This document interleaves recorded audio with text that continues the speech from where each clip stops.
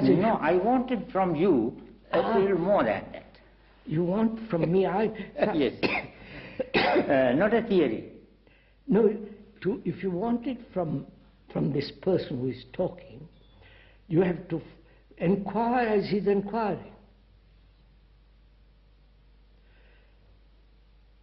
And therefore he asks, is it possible to live in daily life, not at the end of one's existence, a daily life without this identification process which brings about the structure and the nature of the self, which is the result of thought. Can that thought, can the movement of thought end while I'm living? That is the question, rather than what happens when I die. The me is merely a movement of thought.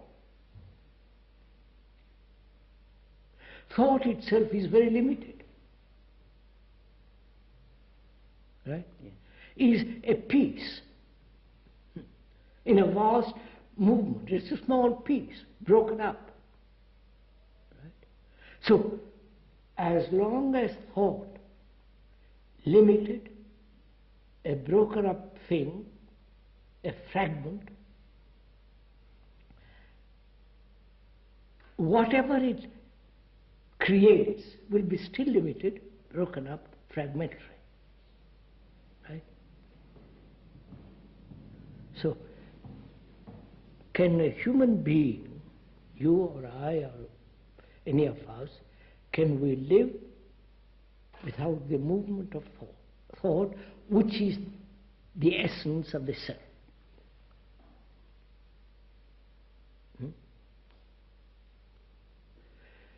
Suppose when I say yes, it can be done. What value has it to you?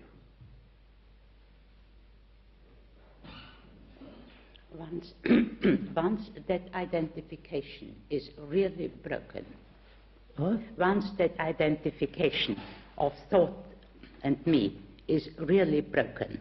Is really? Broken. Broken. Then no, not broken. End.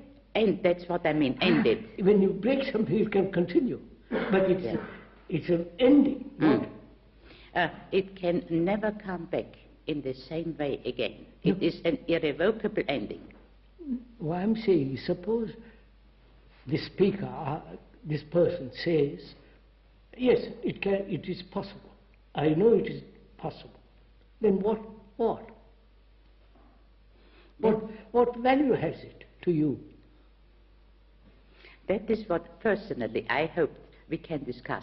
I'm coming to that. What value is that to you? Either you accept it, or you say, don't be silly, and walk away. It's not possible, and you leave it. But if you want to inquire and say, look, is it possible? Let's find out. Let us find out not as an idea, but as an actuality in daily life. Right? Yes. Right. Somebody join. Dr. Rahula, we have been talking in this context the value of Buddhist meditation or meditation, preparation, practice, mindfulness. What is the value of all those things that is mentioned in the Buddhist literature, which is practiced or which is very important thing in relation to the ending of thought?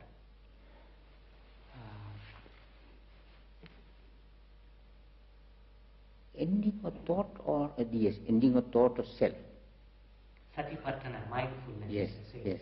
Satipatthana, mindfulness, or rather presence of awareness. Yes. That is awareness, Yes. presence of mindfulness. Yes, Satipatthana has many aspects, not only one, but the most important thing is the mindfulness, awareness in everything. Even now what we do here is a meditation. Yes. It is not sitting with legs crossed like a statue under a tree or in a cave. That is no meditation, that is only an exercise external. Many people take it as to be the meditation. What we do here, nobody will think we were meditating. But to me, this is the deepest sort of meditation. It also given in the Satipatthana. This is called Dhammanupassana. To see, to follow or observe, to be aware of various subjects, topics, things, doctrine, things like that, various things. That is the intellectual side of it. Then there is meditation also, mindfulness being everything, that whatever you do, eating, drinking, going about, talking, everything, that is mindfulness. And all that is leads to what he says.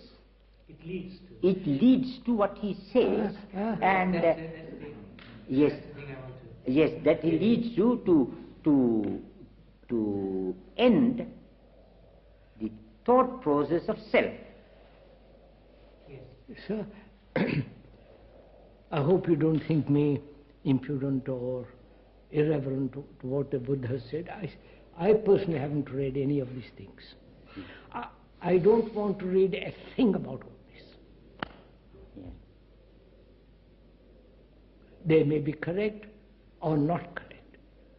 They may be under illusion or not illusion. They may have been put together by disciples, and what the disciples do with their gurus is appalling. Twist everything, you know. So I say, look, I don't want to start with somebody telling me what to do or what to think. I have no authority. So I say, look, as a human being, suffering, going through agonies, sex and mischief and terror, all the rest of it, in inquiring into all that, I come to the point which is thought. That's all. I don't have to know all the literature in the world, which will only condition further thinking. So, forgive me for putting it that way. I brush all that aside. We have done this. Christians, I met Christians, Benedictine monks, Jesuits, great scholars, always quoting, believing this is so, this is not so. You understand? So I hope you don't think I'm irreverent. No, not at all. No. And I fully agree with you. That is my attitude as well. I am quoting this and talking to examine. No, you already see. I only start with what is a fact. For me, what is fact? Not according to some philosopher, some religious teacher, some priest. Fact. I suffer. I have fear. I have sexual demands. How am I to deal with all these tremendously complex things which make my life? And I'm so utterly miserable, unhappy. From there I start, not from what somebody said. It means like, you follow, sir? I'm not belittling